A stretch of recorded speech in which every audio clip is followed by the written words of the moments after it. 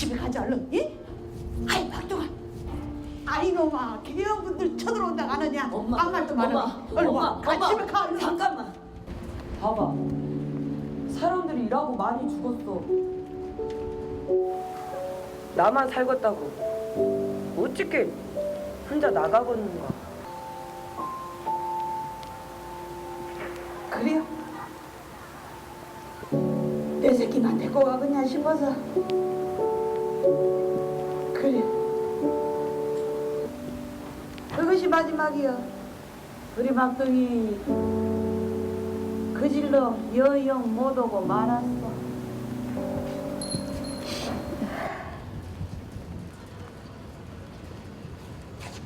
여 같은 놔뚱만 내 새끼. 그때 기현이 데리고 와볼 것을.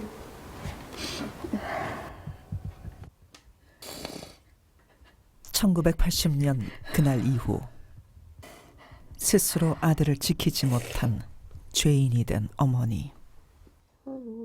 하지만 아들의 선택을 책망해 본 적은 없습니다. 육신은 타가고 사진 이걸 하나 남겨놓고 그러고 가물고 엄마는 나를 한시도 하루도 잊어본 날이 없다. 그리고 고등학생이었던 아들이 5.18 시민군이 되어 목숨을 걸고 싸워야 했던 이유도 잊지 않고 있습니다. 우리 제학이 민주주의를 위해서 싸운 대가를 엄마가 어떻게 싸운가 지켜보고 있어. 응? 꼭 싸워서 네 소원 풀어줄게.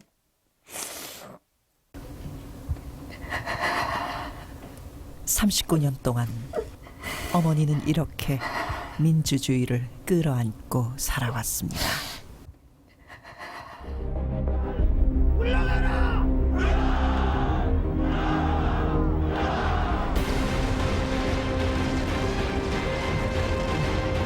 (5월의) 어머니처럼 5.18의 희생을 잊을 수 없었던 사람들.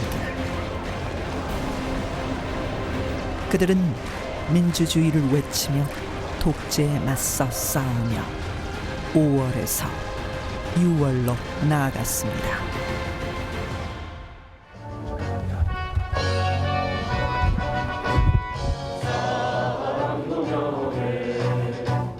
지금의 나처럼 우리처럼 한 사람의 시민이었던 그들이 바로 역사의 주역이었습니다. 6월 항쟁 때는 제가 20대 초반이었는데요. 그게 엄청나게 많은 의미를 갖고 막 시작한 건 아니었어요. 다만 지금 현재 이것은 뭔가 문제가 있구나 그런 마음에서 이렇게 참여를 하게 됐던 것 같아요. 항쟁의 물결 속에서 하나였던 그 시대의 보통 사람들. 민주화의 재단에 목숨 바쳐야 했던 이들도 있습니다. 그리고 앞서간 이들의 꿈은 여전히 숙제로 남아 있습니다. 사람다운 삶을 좀 꿈꿨었던 사람이라면 누구나 당할 수 있었던 일을 한열이 형이, 종철이 형이 당한 거니까 그런 것들에 대한 미안함과 죄스러움, 마음의 짐이 있죠. 내가 또 지금 시대에 내 위치에서 내가 해야 될 것이 무엇인지 한 번 더 고민을 해보고, 그분들의 죽음이 헛되지 않게끔 살아야 되는 산자의 몫도 있는 것 같고,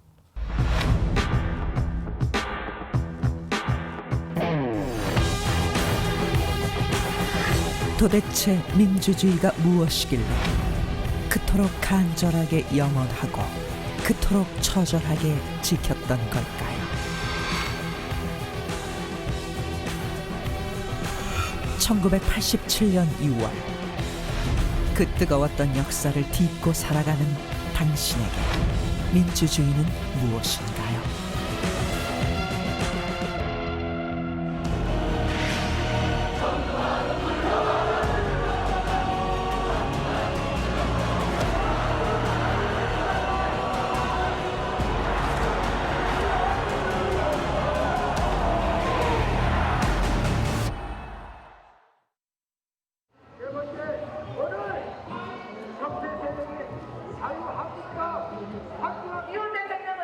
다시 5월이 찾아왔습니다.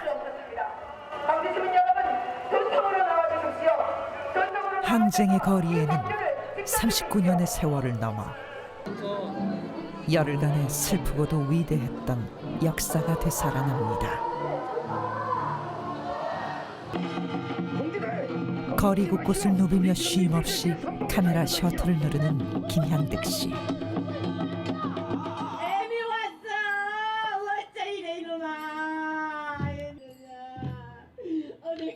5.18 민주화 운동 당시 시민군으로 참여했던 그에겐 지금도 그날의 기억들이 생생합니다.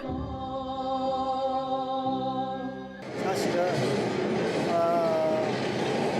이런 걸 통해서 그 광주 시민들의 절대 공동체를 느낄 수가 있느냐고.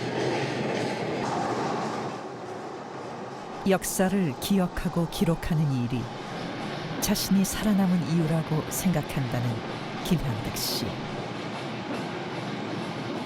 그가 보았던 80년대 광주 금남로는 군부 독재에 맞서는 시위가 끊이지 않았습니다. 그때도 역시 군사 독재 정권 물러나라 하는 그런 구호가 있었고 또 이제 그 당시 회상을 해보면 똑같은 것 같아요, 마음이. 1980년 5월 쿠데타로 권력을 장악한 신군부의 부당한 폭력에 저항하며 거리를 가득 메웠던 광주 시민들. 7년 만에 다시 그날의 함성이 항쟁의 거리에서 재현되었습니다. 그것은 군부 독재에 억눌렸던 이들의 가슴에 불을 지폈습니다. 이번에는 되겠다. 굉장히 막 만세도 불고 난리가 났습니다. 그래서 인자 정말 우리가 원하던 민주정부 정말 인자 독재 정권의 종지부를 찍는다 이런 생각을 갖고 있었는데 정말 들떠 있었어요, 마음이. 5.18이 비극적으로 끝난 이후에 이제 서서히 광주의 진상과 그 여러 가지 명예를 회복하려고 하는 그런 운동이 전체적으로 전국적으로 뻗어나기 시작했죠. 그런 상황에서 1987년 1월 고공화국 정부는 대학생이었던 당시 서울대학교 학생이었던 박종철 군을 잡아다가 고문을 했고 급기야는 사망에 이르게 만들었습니다. 박종철 사망의 진상 규명을 요구하는 시위가 거세게 일어났습니다. 그러나 군사정권은 폭력으로 일관하며 국민의 목소리를 묵살했습니다.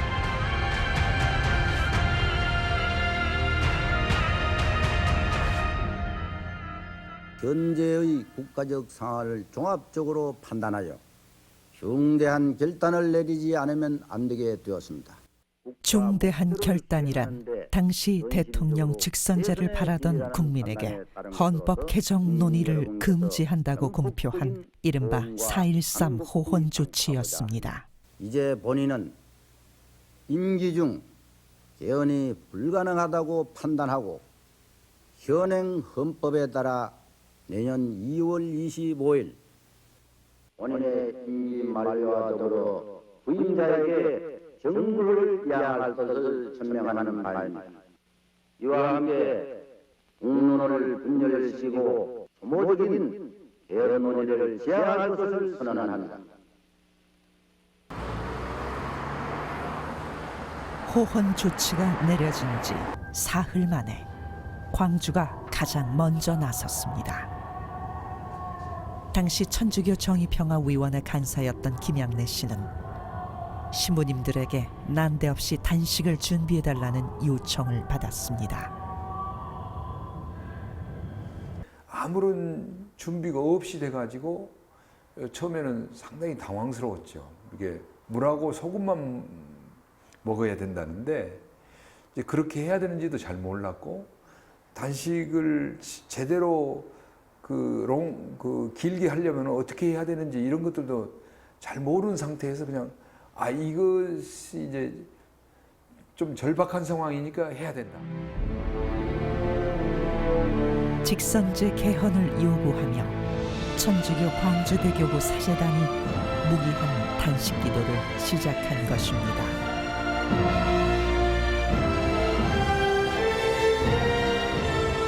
시간이 며칠 지나니까 막 쓰러지는 시부님들이 있었어요. 그러니까 도저히 버틸 수가 없어서 병원으로 이렇게 가셨는데 나중에 한 6일이나 7일이나 지났을 때 대주교님께서 오셔가지고 만류를 하셨어요. 만류를 하셨는데 이 단식을 하는 시부님들이 막무가내인 거예요. 뭔가 상황의 변화가 있기 전에 우리가 그만둘 수 없습니다. 이제 이렇게 된 거예요. 물로 겨우 입술만 적시며 목숨을 걸고 탄행한 단식기도의 여파는 컸습니다. 천주교 신자와 시민들이 가톨릭 센터가 있는 금남로로 몰려들어 농성장을 애썼습니다. 동조 단식과 지지 성명도 터져 나왔습니다. 누구나 다 거기에 대한 직선제 개헌이라든가 또 호언에 대해서 뭔가 역할을 하고 해야 된다고 생각하고 있는데 마치 움직이지 못하고 있을 때 어림 깨기를 시작한 것이 광주였다.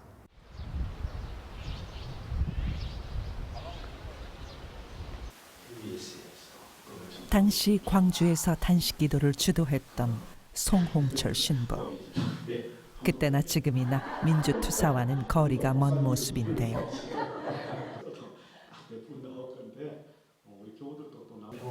성스러운 사제들이 어떤 마음으로 민주화의 십자가를 짊어졌던 걸까요? 저희들이 이대로는 이제 민주주의 말살된다 생각하고 5월 혁명의 그 정신, 민주화 투쟁 과정에서 희생된 모든 사람들의 그 고귀한 헌신이 무참히 이제 사장된다. 그래서 정말 이 시점에 누군가 나서야 되지 않느냐 이런 마음으로 신부님들이 모여서 이제 우리가 할 수 있는 기도고 이걸 세상에 알리는 그런 것이니까 목숨 걸고 우리 기도해 보면 하느님이 들으시지 않겠는가 하는 그런 마음으로 기도를 시작해서 다 결의에 차 있었고요. 당시 단식기도에 돌입하면서 사제단은 결의를 담아 성명서를 작성하고 마지막엔 친필 서명까지 담았습니다. 주님은 억압된 민중의 짓밟힌 인간성을 반드시 살려주실 것입니다. 이 성명서에서 6월 항쟁의 상징적인 구호가 탄생하기도 하지요. 성명서 마지막에 우리가 헌법을 만들고 민주주의 세상을 이루기 위해서 통장에서부터 대통령까지 우리들의 손으로 뽑자. 그것은 저희들뿐만 아니라 그 당시 모든 국민들의 마음이었던 것 같습니다. 광주에서 시작된 사제들의 간절한 단식 기도는 전국 16개 교구로 번져갔습니다.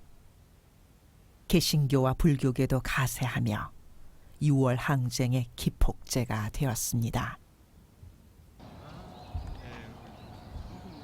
민주화의 여정에서 희생된 영령들이 잠들어 있는 묘역. 해마다 벌초를 하러 온다는 이들처럼 1980년 이후 전국에서 참배객들이 찾아와 죄책감에 고개를 숙였습니다. 제가 그때 84, 5, 6, 7년도 이렇게 보면 수많은 사람들이 마을동 구묘역에 참배하러 왔을 때 민주성지 순례였다고 했었거든요. 그리고 수많은 사람들이 그 묘역에 와서 함께 하지 못해서 우리 이제 엄청나게 그 분노와 또 통한의 눈물도 많이 흘리신 것을 지켜봤었고요. 저도 이제 80년 5.18 때 고3이었는데 어쨌든 26일까지 있다가 이제 그날 진압한다고 하니까 어쨌든 부모님 손에 끌려 집에 들어가서 밤새 이 잠을 못 자면서 새벽에 그 총소리, 제가 돌고개가 집이었는데 이제 이 총소리,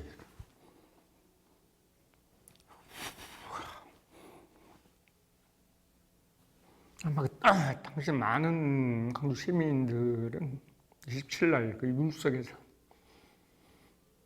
그 총소리 들었을 거예요.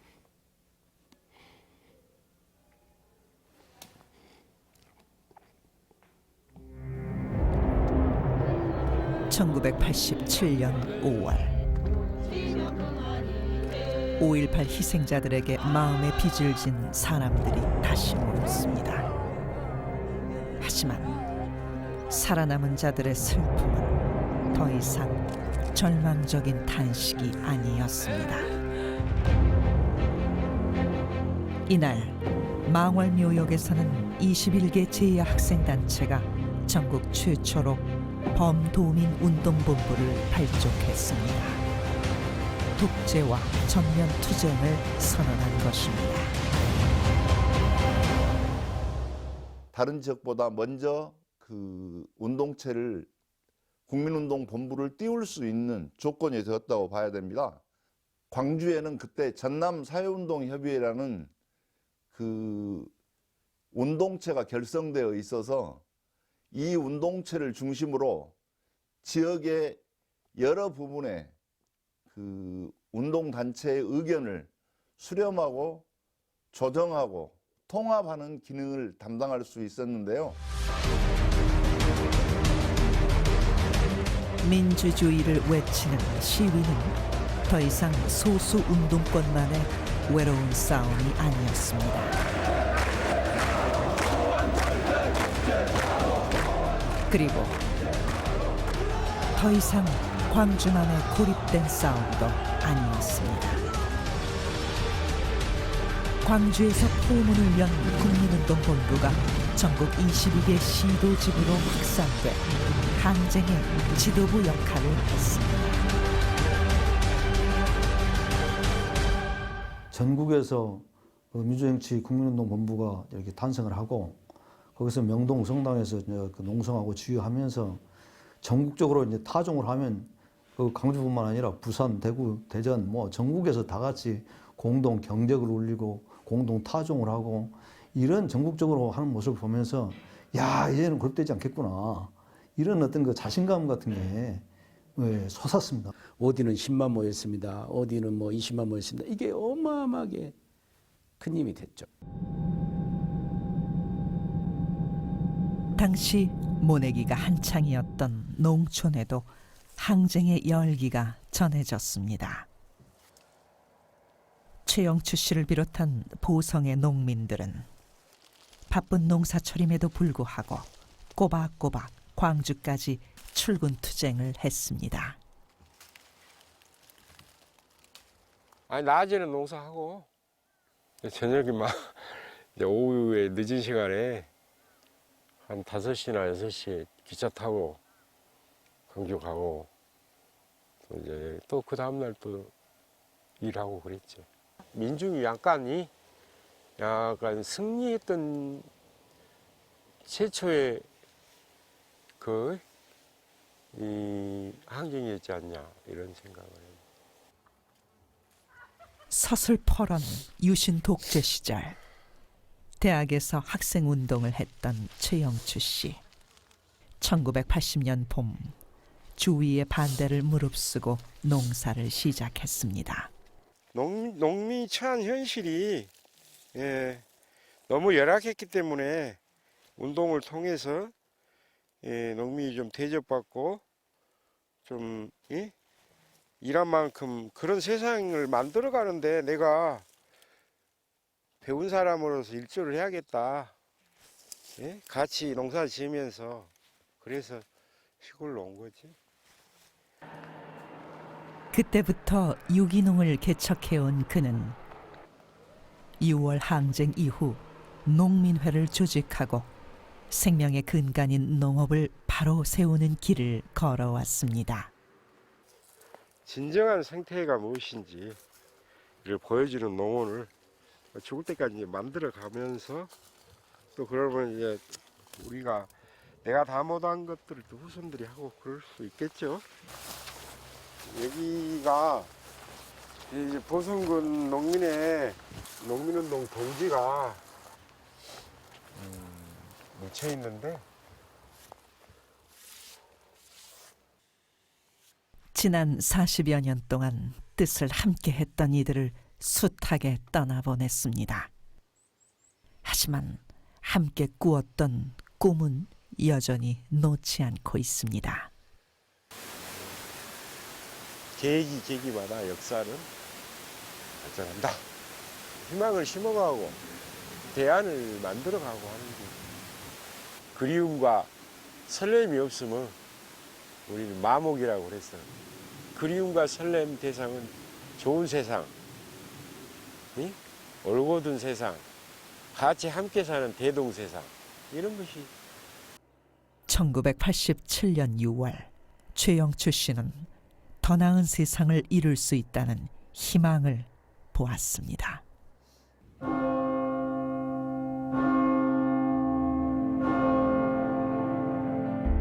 그해 명동성당에서 열린 5.18 추모 미사에서는 참혹한 진실이 밝혀졌습니다. 박종철 고문치사 사건이 정권에 의해 축소되고 조작되었다는 폭로였습니다.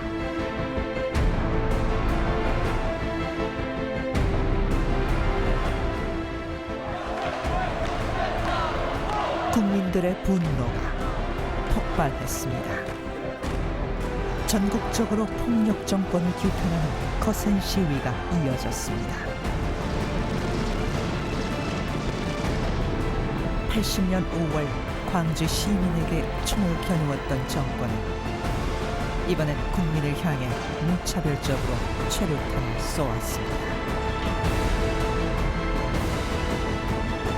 그들이 쏜 최루탄은 기억. 또 한 청년의 목숨을 앗아갔습니다. 87년도에 우리가 박종철 열사나 아니면 이한열 열사를 계속 기억하게 되는 것은 그들이 어떤 특정한 어떤 정치 세력, 사회 세력, 정파의 대표자가 아니었기 때문입니다. 이한열이라는 이름 그리고 박종철이라는 이름은 어떤 개인의 고유명사라기보다 일반 명사에 가까울 정도로 누구든지 그 이름에 자기를 대입시키고 내가 그 사람이 될 수 있었다는 것을 모두 공감했다는 것이죠. 이한열을 쓰러뜨린 다음 날 정권은 군부 독재의 승계 절차를 밟는 축제를 벌였습니다. 민주정의당 차기 대통령 후보로 노태우 후보가 선출되었음을 선포합니다.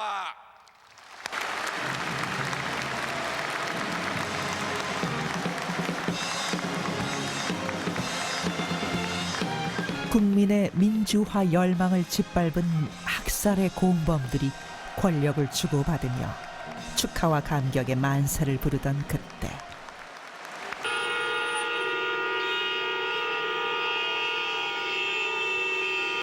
거리는 온통 독재 타도의 함성으로 뒤덮였습니다.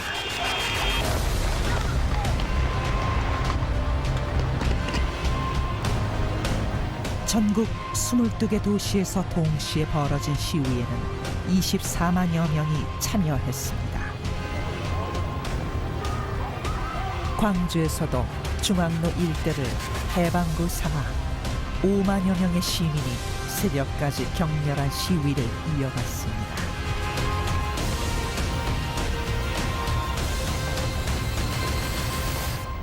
그래서 저는 그때 민주주의 한 전형이 봤던 게 뭐냐면 첫째는 우리가 거리에서 토론을 많이 했습니다. 모아놓고 이야기하고 근데 자발적으로 했죠. 전두환이가 왜 문제인가? 우리 이 투쟁은 어떤 의미가 있는가? 곳곳에서 이런 자유로운 토론이 시작된 거죠.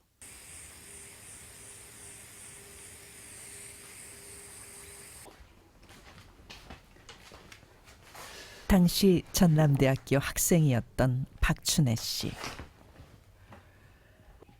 뜨거웠던 6월 항쟁의 역사 속에서 그는 최초의 삭발 여대생으로 기억되고 있습니다. 그때 당시에는 굉장히 서로가 절실했고 이 6월 달에 이어지는 이 싸움에서 하여튼 끝장낸다. 이번에는 5.18 때 우리가 그렇게 무너졌지만 이번에는 정말 끝장낸다. 이런 느낌이 굉장히 강했어요, 서로. 그래서 그냥 삭발하자. 그렇게 그날 아침에 결정을 하고 바로 그날 2시에 삭발식을 이렇게 한 거거든요. 그래서 그 당시에 분위기가 그랬어요. 그냥 무엇이든지 할 수 있겠다는 분위기? 이런 거. 가지런히 따았던 긴 머리가 싹둑 잘려나가자 눈물이 함께 툭 떨어졌습니다. 그것은 지켜보던 많은 학생들의 가슴에 큰 파문을 던졌습니다. 이게 긴 머리가 이렇게 딱 잘리니까 벌써 이제 그 학우들 사이에서 이제 울면서 흐느끼는 소리가 바로 막 들리더라고요.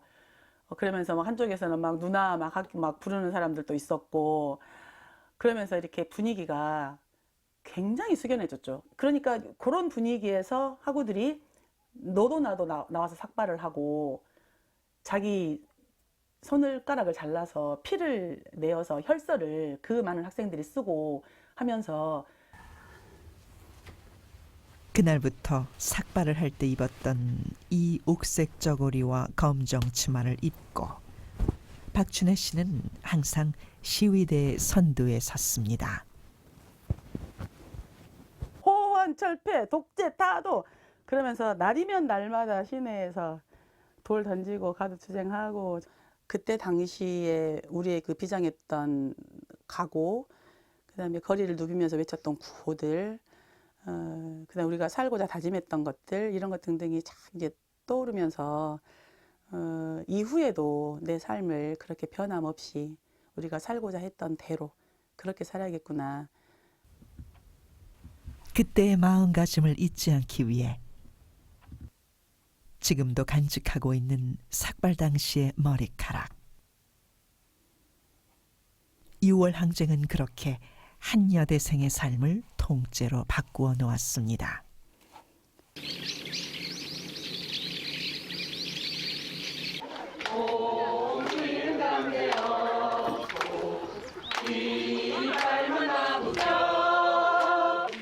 (32년이) 흘러 여대생 박춘혜는 중년의 교사가 됐지만 그는 여전히 민주주의를 노래하는 이들 곁에 함께 서 있습니다. 저희가 지난 4월부터 시작해서 2030년까지 정확히 하면 11년을 함께 10년을 광주를 걸어보자. 매월 한 달에 한 번씩 그렇게 해서 시작된 길인데요.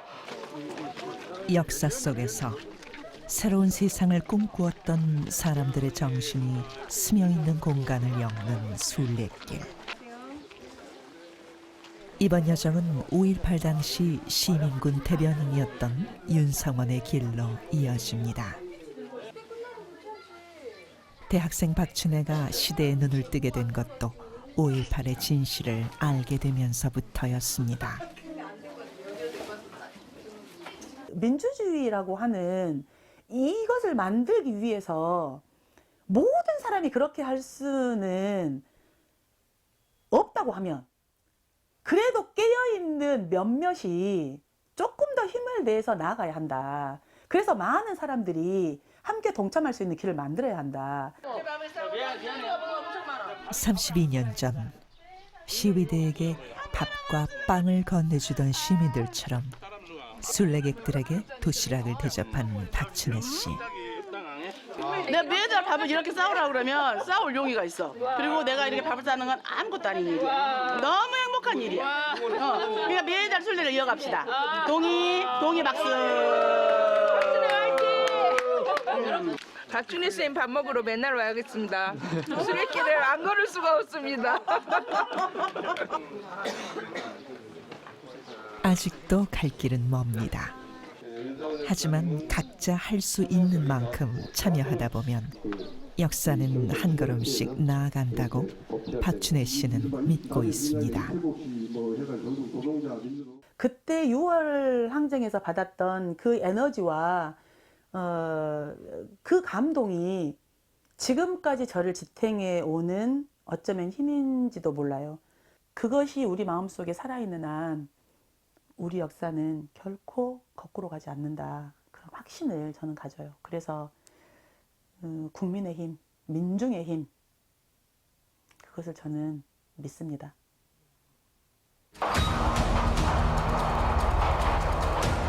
본물처럼 터져나온 국민의 힘은 최루탄 추방대회에 전국적으로 150여만 명이 참가하면서 또 한 번 정권을 긴장시켰습니다.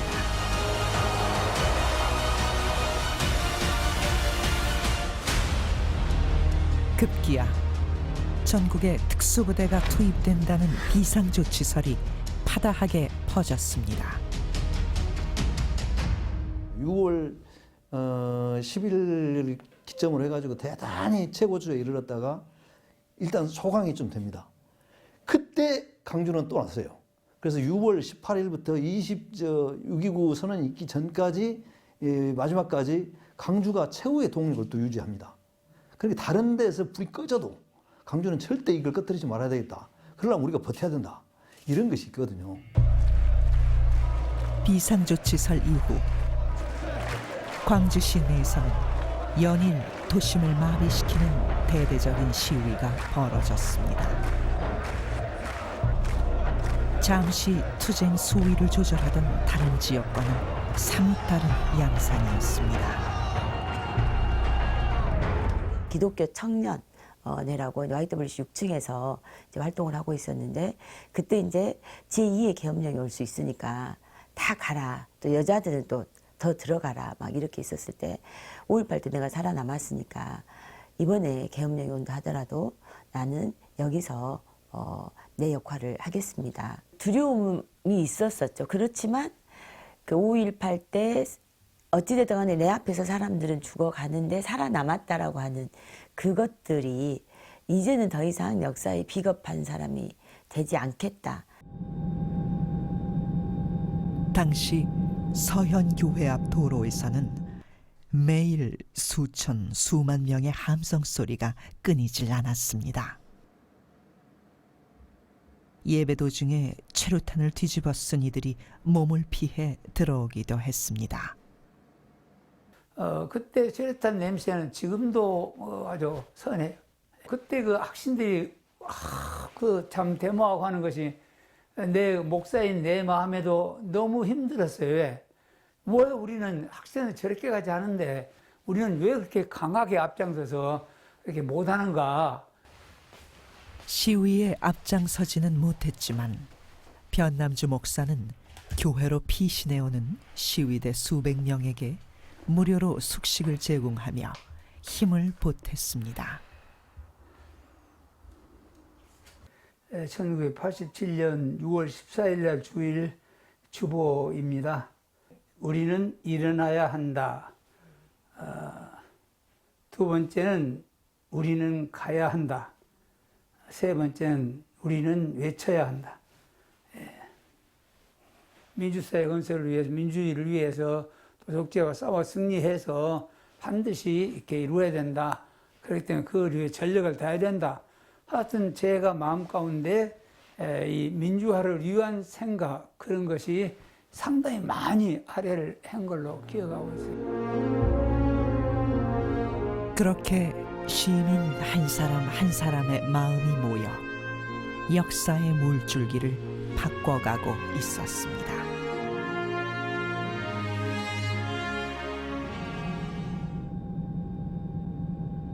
광복 직후 여수 순천 사건으로 수많은 민간인들이 희생됐던 전남 동북관. 그 뿌리 깊은 상처로 인해 민주주의를 말하는 것조차 금기시됐습니다. 6월 항쟁의 함성은 강영재 씨를 비롯한 당시 이 지역 청년들의 가슴에도 희망의 불씨를 당겼습니다. 두려움을 떨칠 수 있는 용기를 주었습니다. 6월 항쟁 그 시기, 87년 그 시기 전남 동부 지역 여수, 순천, 광양에 최초로 시위가 일어난 것은 매곡동 성당에서 있었던 박종철 고문 치사 사건 폭로에 대한 미사였습니다. 그 미사를 마치고 우리 그 가도령 농민의 회원들하고 그때 미사에 참여했던 신도들하고 성당 대문을 갱교해서 경찰들하고 대치하는 그것이 6.25 이후의 최초의 이 동부 지역의 시위라고 보면 되겠습니다. 40여 년의 긴 침묵을 깨는 것은 결코 쉽지 않은 결단이었습니다. 하지만 무모할 망정, 더 이상 비겁해질 수는 없었습니다. 당신 하나가 그런다고 이 사회가 변하냐, 당신이 그런다고 정권이 무너지냐, 계란으로 바위치기다, 한 사람만 희생될 뿐이다, 누군가는 해야 되는데 모두가 다 내가 그런다라고 변화할까라고 한다면 그 변화할 수가 없는 거다. 내가 변하면 너도 변할 수 있다. 5.18 때조차도 숨죽였던 광양 시내. 수백 명에 불과했지만 민주화를 외치는 시위대의 등장은 일대 사건이었습니다. 그 87년 6월 항쟁 당시 때 이 거리에서 저희들이 주로 집회를 했었습니다. 지금은 조용한데 이쪽이 그 당시 때는 굉장한 번화가였습니다. 이 도로를 막으면은 광양의 주 도로가 다 막히는 겁니다. 그 시대 때 우리가 그래서 주로 이 도로를 우리가 점거를 했죠. 강영재 씨는 당시 시위를 하다 연행되어 폭행을 당하기도 했지만 이 거리에서 정의가 살아있음을 보았습니다. 6.16 평화대행진에 전국적으로 3개 군이 참여를 합니다. 그 군 중에 하나가 광양군이었죠. 그러니까 전남에서는 무안군과 광양군이 참여를 합니다.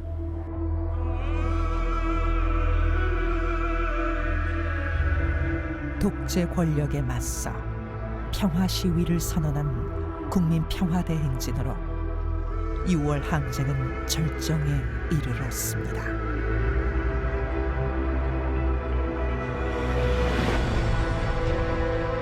전국적으로 150여만 명이 참여한 국민평화대행진. 광주와 전남에서도 40여만 명이 함께했습니다. 그동안 침묵하던 다수가 행동에 나선 것입니다. 일부는 거리에 그 도로를 점거했고, 일부는 또 골목에 숨어서 지켜보는 사람들도 많았습니다. 그 이유는 뭐냐면은 여순 사건을 통해서 여수 사람들은 집단적 그 무의식으로 피해의식이 있었습니다. 저항은 곧 죽음이다. 그런 아픔을 갖고 있는 상태에서 시민들이 뛰쳐나왔을 때 우구도로 생각했죠. 이제 시대는 변할 수 있다. 제가 정말 이 말을 때는 정말 가슴이 벅차고 그러는데 시민 여러분들, 학생들이 지금 배가 고픕니다. 여러분 먹을 것을 좀 주십시오. 제과점 빵이요, 박스로 쏟아져 버려요. 시민들도 우리 편이고, 그리고 시민들도 민주주의를 갈구하고 있구나. 그것이 오늘날 6월 항쟁을 이겨냈던 시민 정신이었지 않는가 생각합니다. 그때는 정말 잊을 수 없습니다. 정말 그때 그 도와줬던 시민들만 생각하면 정말 가슴이 뭉클하고 눈물이 납니다. 호남 정치 1번지 목포. 1980년대 전남에서 가장 적극적으로 민주화 투쟁에 나섰던 도시기도 하지요. 항상 시위대의 한복판에 있었던 강덕수 씨가 오늘은 목포 역사기행의 안내자가 되었습니다. 어려웠을 때잖아. 목포역 사이에 주로 이제 우리가 시위를 하게 되는데요. 평화대행진을 하게 됩니다. 청소년들과 함께 시대의 고통을 외면하지 않았던 이들의 발자취를 더듬어가는 길. 그것은 어떻게 살 것인가를 찬찬히 되짚어보는 시간이었습니다. 기억되지 않는 역사는 반복된다고 그럽니다. 여러분들이 살아가는 생활 속에서 이걸 바꿔가고 정의를 바로 세워 나가자고 하는 게 이런 오늘 역사경의 한 일환이라고 봅니다. 그래서 우리가 이런 참혹한 역사도 기억을 해서 다시는 이런 역사가 반복되지 않도록 이쪽도 마찬가지 그 묘지 6월 항쟁 이후 목포뿐만 아니라 각 지역에서는 이렇게 깨어있는 시민들이 역사의 주인이 되고자 주도적으로 나서기 시작했습니다. 들어가지도 나가지도 못했던 그런 지역입니다. 거의 그 지역 운동이 6월 항쟁을 통해서 지역 운동에 시민 운동의 시작이 아니었겠느냐. 과거에는 엘리트 운동이었습니다. 소수 몇 사람이 주도하고 그게 박수 쳐주는 정도의 운동이었다면 6월 항쟁은 어떻게 보면 그게 시민이 직접 참여를 하게 됩니다. 그리고 시민이 직접 주도를 하게 되죠. 그게 이제 지역 운동의 시초죠. 우리의 삶의 문제, 우리 지역사회에서 우리 삶의 문제. 그것이 진짜 지방자치의 운동의 시발점이 아마 6월 항쟁을 통해서 시작이 됐다고 봅니다. 마침내 독재 정권은 항복을 선언했습니다. 사회적 혼란을 극복하고 국민적 화해를 이룩하기 위하여는 대통령 직선제를 택하지 않을 수 없다는 결론에 이르게 되었습니다. 대통령 직선제 개헌을 골자로 한 6.29 선언. 이것은 민주화의 시작이자 온전히 시민의 힘으로 쟁취한 최초의 승리였습니다.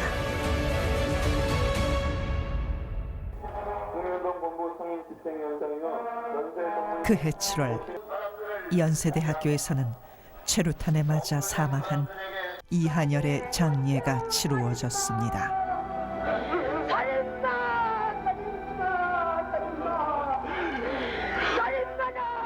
어머니의 피 맺힌 절규 속에서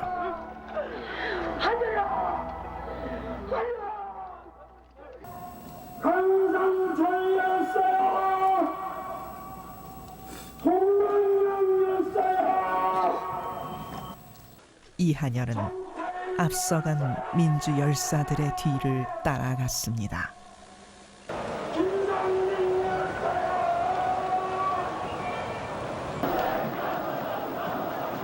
(100만) 명이 넘는 시민들이 운구 행렬을 뒤따르며 22살 청년의 죽음을 애도했습니다. 순식간에 서울시청을 점령한 시민들이 옥상으로 올라가 조기를 개양하자 저절로 애국가가 터져나왔습니다.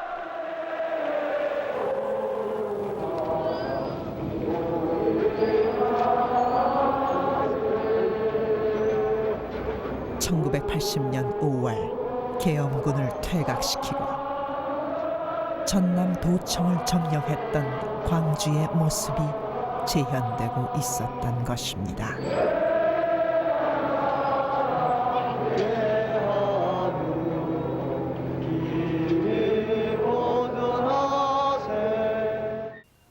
(80년 5월) 광주에서의 그런 어떤 대동세상, 그리고 어떤 최정훈 교수가 이야기했던 절대 공동체 형성이라고 하는 것이 87년에 약간 약한 버전이긴 하지만 전국적으로 확산이 되면서 잠시나마 그런 절대 공동체를 광주 이외의 다른 지역에 있는 민주 시민들이 공유했다고 생각합니다.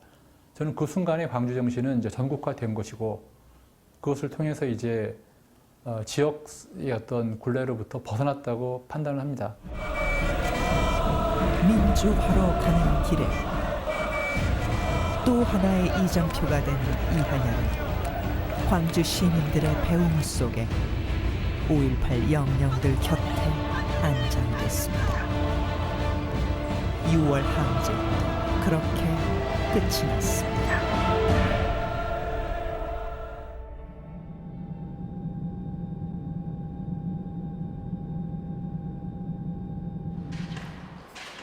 32년의 세월이 흘렀습니다. 이제는 각자의 삶 속에서 또 다른 6월을 살아가고 있는 항쟁의 주역들이 월요일마다 한자리에 모입니다. 해나읍에 살고 있는 김남국입니다. 당시 1987 당시 국본 대변인을 했습니다. 전 지금 광산구 본양이라는 촌동네에서 살고 있고요. 1987 6월항쟁 때는 고등학교 1학년이었습니다. 1987 당시에 저도 대학생이었습니다. 그 당시에는 학교의 교사였습니다. 영암에서 청년 회장을 하고 있었습니다. 시대 정신을 노래하는 1987 합창단. 뜨거웠던 역사의 한복판에 서 있었던 이들에게 6월 항쟁은 무엇이었을까요? 그토록 이루고자 했던 민주주의는 어떤 것일까요?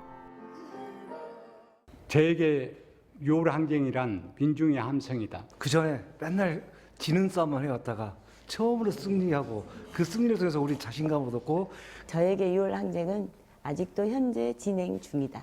여전히 진짜 민주주의를 향하고 있는 과정이다. 좋은 세상, 올곧은 세상, 같이 함께 사는 대동세상.